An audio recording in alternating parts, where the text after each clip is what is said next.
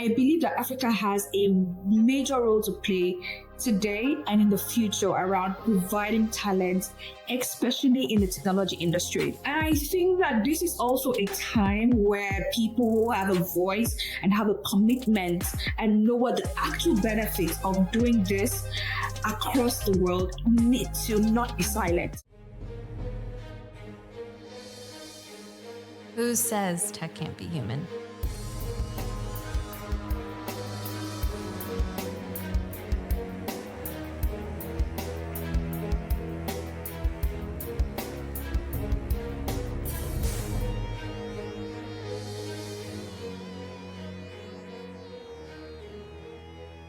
What's going on, Hacker Valley fam? Welcome back to the show. I am here today with a cybersecurity superstar. Right before I hit record, I was actually just telling this superstar that they're actually one of the best creators on LinkedIn, might be one of the best creators in cybersecurity as a whole. My special guest for this episode is Confidence Staveley. Confidence is a globally recognized cybersecurity leader, educator, and advocate. She's also someone that I would consider a friend. She's a founder of the CyberSafe Foundation and a powerhouse behind Cyber Girls Fellowship. Confidence, right before we jumped in and hit record, you also let me know that you have been conspiring on some other projects, one big one being AI Cyber Magazine. I mean, you're doing a lot of great work, but most importantly, welcome back to the show. It's so good to be here. Thank you so much for inviting me back. When I got the email, or I think it was a LinkedIn message, right? Yep. I was like, yeah, popping my fist in the air with excitement because I absolutely enjoyed the last time we chatted. I got to hang out with you for just a little bit back in December at the Difference Makers Awards. You and you were crushing it. 2024 was your year. You got some awards. Your speech at the Difference Makers Awards was epic, but I also think it was a big, I would say, call for help and also a wake up call to people that may not know that, hey, organizations need help, especially the nonprofits out there. We work based off of your contribution, your attention, and your involvement. So I wanted to start there. I wanted to see, what are all the things that you've been up to since we spoke on the podcast last time? Thank you so much. That speech still stirs me up. So it wasn't just something I was giving the audience. It was also something I was giving myself as well. I typically like to use stages like that I'm given gracefully by SANS in that context you mentioned to basically signpost the work we're doing and also platform the people we're doing this for. And so that was a great opportunity. And past winning that award, of course, that gave us a lot more visibility. A lot of people got to learn about what we're doing, but also got to see the difficulty. And Ron, I've been preaching to the choir to say that the whole landscape around prioritizing the marginalized groups and communities has really changed, has really shifted. But for me, I have held on to the fact that things come and go around the purpose in which we're doing what we're doing. But it's just making sure that we're able to keep the lights on, ensure that we're able to continue making impact in whatever size we can per time, but ensuring that that never dies. And that's what I'm really focused on. And we're really also focused on building on what we've been able to achieve so far. So for example, this may be too early to mention. I don't know when you're going to be publishing this, but we're working closely with SANS for something coming up very soon. So again, winning that award really just set the stage, and smoothen out conversations that we're having before the award, but then really smoothen things out. People really were then engaged in the work we're doing, seeing the power of the impact we're creating, and just throwing the support around behind us. SANS leading the way as well. So, and this is why I really like the SANS Difference Makers Awards. It's not one of those awards you can buy. I don't participate in any of that, right?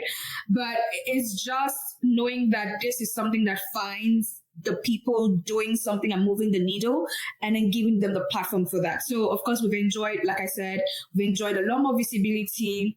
We've also enjoyed just that recognition on the global stage. We've enjoyed support as well to continue to build up on what we've achieved so far, regardless of the changing times, and ensuring that we are continuing to make impact. One of the things that I know living in the United States, I know that a lot of our audience is in the United States, and we've been hearing a lot about cuts, governments making cuts, organizations making cuts. I think that some of the groups that have, very specific keywords in their name and their purpose, they're getting cut. And I think it's unfortunate. I think that it also provides an opportunity to reflect and, ask ourselves, where are we investing our time and our money? Especially when it comes to like government programs. But I would imagine that maybe you've been a part of that, maybe not. But I mean, because you're representing Africa, you're not necessarily saying I'm, trying to do diversity, equity, and inclusion, which is apparently a hot topic right now. No, in Washington. But yeah, what's been your outcomes from all of that hot debate and whatnot? I'll put it this way, Ron. Whether or not the rest of the world basically accept this, when America sneezes, the world catches a cold. It's the truth. Yes. So there's been a knock-on effect across the world. And I see that very conscious of my words. A knock-on effect. It's been spiraling. If you ask anyone doing any work across the world, in Europe, in South America, in Africa, in Australia, everyone is hit. And it's just about trying to find a way to survive this wave, because that's what I call it. It's a wave. There's been one before now that helped us gain relevance, help us gain some sort of acknowledgement. But clearly we see that either we didn't do a good job at communicating the tangible benefits, or people did it for lip service. And we're seeing that play out now. And I'm not here to throw any blames at anyone or call anyone out, but I also understand that because of where this is coming from and how it's coming, some people have their hands tied at the back, at their backs, and can't do anything, while there's some actually saying, oh, good riddance.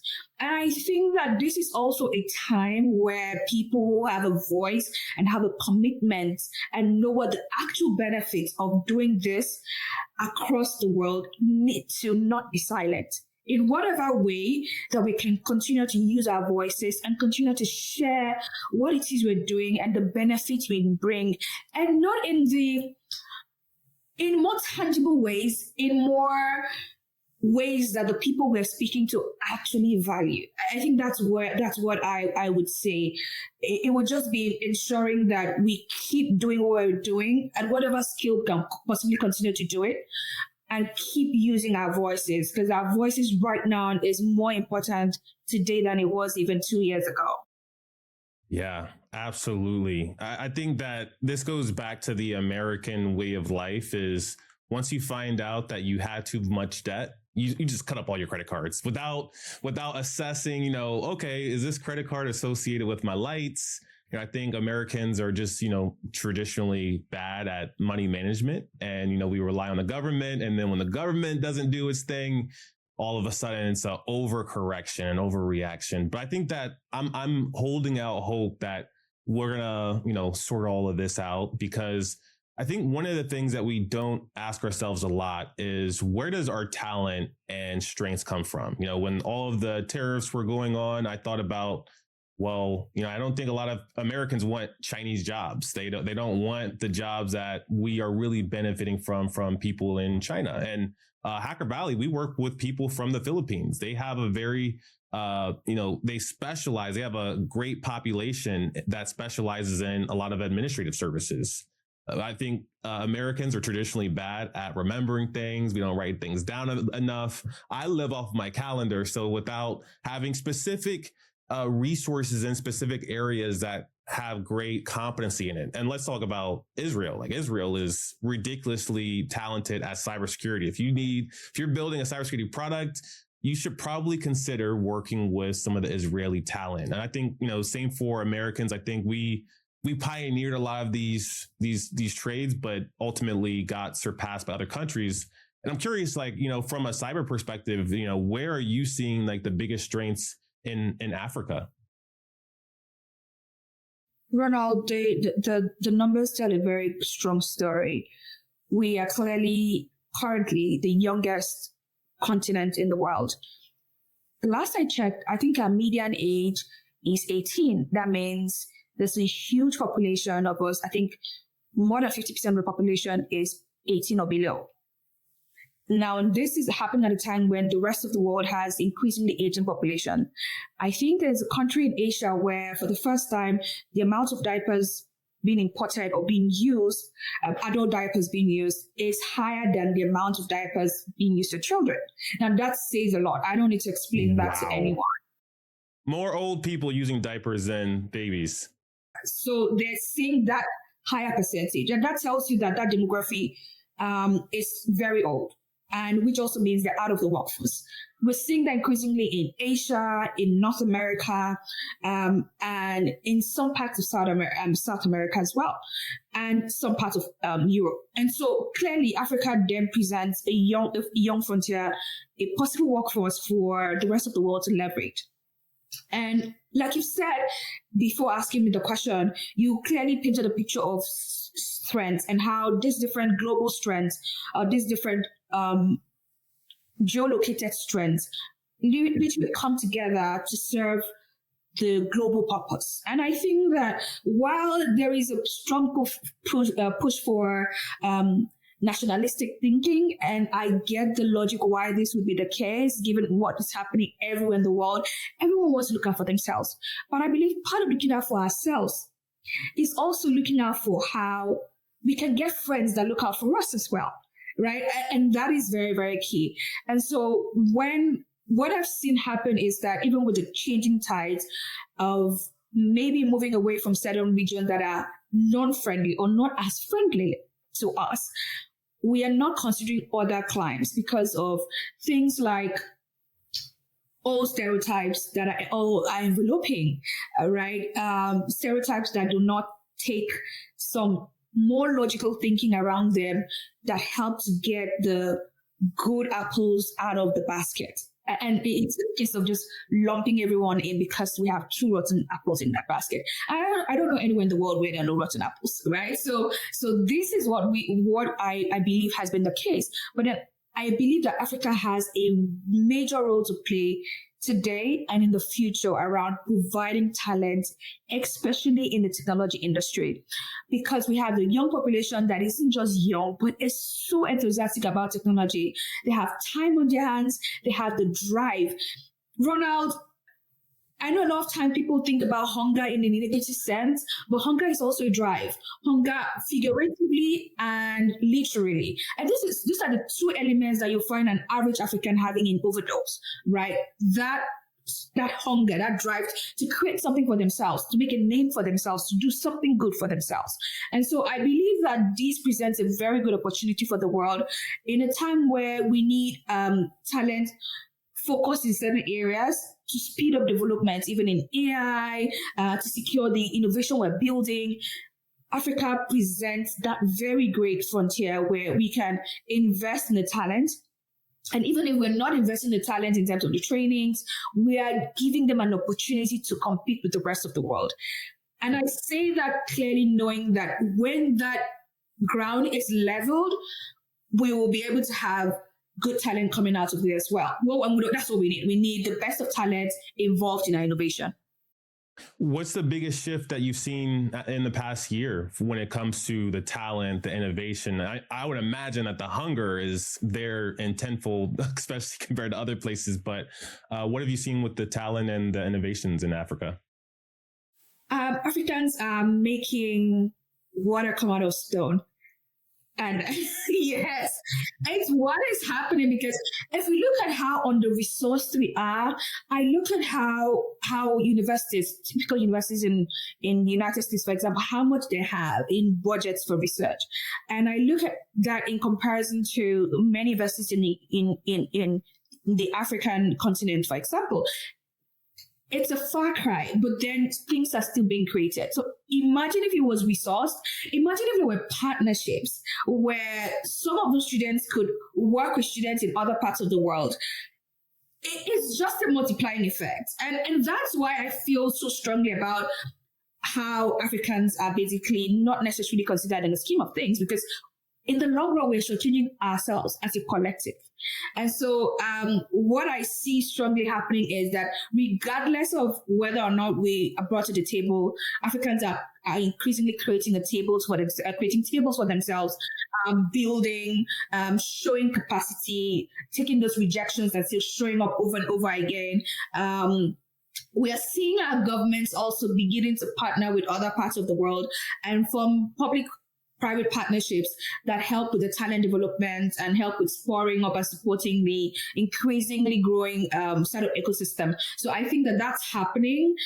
We need to see more of that in the cybersecurity space. For example, we have really gone ahead with innovating a lot around USSD, phone, basically financial services over the phone. Africa is really innovating and going really far with that. So I want to see that happen a lot more with even emerging technologies like AI, and then exploring that, building technology that also secures all of the innovations we're building. I think that's where we need to go more in the direction of. But in terms of talent development, in terms of innovation in certain spheres, solving big problems like remittance, for example, that is almost solved as a problem. I think the major place that I see that evolving even more is remittance within Africa. But outside of Africa, we've really gone very far around that. I love that. And I see it, all the output from your LinkedIn, especially. I see, you shouting out, especially some of these young ladies that are changing the cybersecurity industry by jumping in and learning and working hard, but also changing their lives, which, that's such a beautiful thing. Thank you. What are the things that you're focused on when it comes to cyber specifically? You're doing a lot with the community, but I hear that you're working on some projects, AI, cyber. So I want to hear, some of your interests as well. I will just give you a high level overview. For around AI, for example, I looked around and I couldn't really find a publication that was helping people in cyber better understand how AI was changing things for us and how we could leverage AI in our everyday workflows, right? And so for me, it was just plugging that hole, but also extending out of our community in cybersecurity to other people outside of cybersecurity, possibly in the AI space, and also give them something that shows what they could be doing more around cybersecurity relative to AI. So it's that, if I was to plot it, if I was to draw it out, it would be a Venn diagram. It'd be two circles, right? Yeah. One with AI and one with cyber, and just right in the middle there, just that intersection, creating very actionable, helpful content and publishing that seasonally, like once every new season, and just having that body of work help people in terms of resources, strategic direction, operational tactics that could really help them secure innovation and apply AI in cybersecurity. There is no missing words when we say that AI has changed everything. It's not changing everything. It has changed everything and can be applied to just about anything. So I really just want to make sure that we're not grappling in the dark and that we're able to collect as much information around how AI can be better leveraged in a secure way, how we can do what we need to do and maximize this tool in a much better way, because that's what AI is. AI is a tool. And sorry, just to add to that, just around our chat as well. Again, high level with that. I am building a tool I'm very excited about, just really to help with awareness as well. I see where the gaps are in terms of security awareness and where the current tools we have are not doing enough. And that's why I think we can leverage AI as well. And I'm doing that with my team at the moment. We're currently building our MVP. So very soon that will be open as well to the public to try out and really see how that really helps with actionable ways in which cyber awareness can be done. How does someone that is so involved with helping others help themselves. I've woken up in the middle of the night several times throughout my life thinking like, oh my gosh, I need to stop what I'm doing and join the Peace Corps. And I think about like, okay, well, I'm not going to make enough to support and, pay for my house and all that. So I'm curious, how do you find ways to, be running nonprofits, even advocating for yourself? I know that you're a public speaker. Is that like one of the ways that you provide and ultimately supply the resources for these ideas? So just ensuring that I am filling my own cup in a way that enables me feel others has been a guardrail that has really helped me. I also find that in doing for others as well, I get ideas to help myself. So it's a two-way relationship. And I'll give you an African adage that actually really helps with explaining what I mean. So we have this mortar, and we use a pestle to pound things in the mortar. So you can use it to blend like bell peppers, for example. You can use it to make into fine paste, other things, right? So what happens when you use the wooden mortar and the pestle is that it needs to be washed.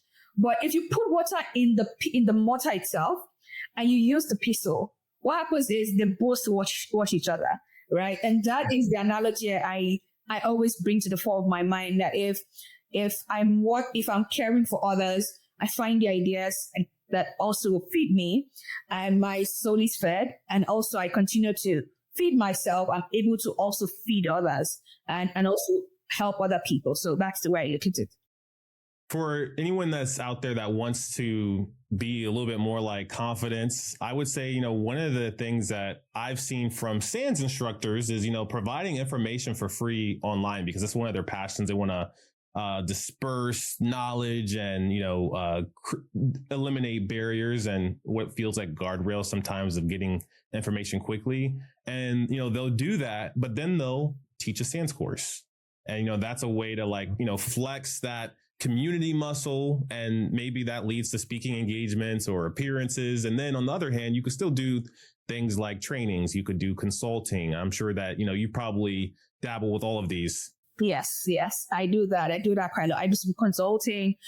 And I just want to add that people do business with people they trust and like.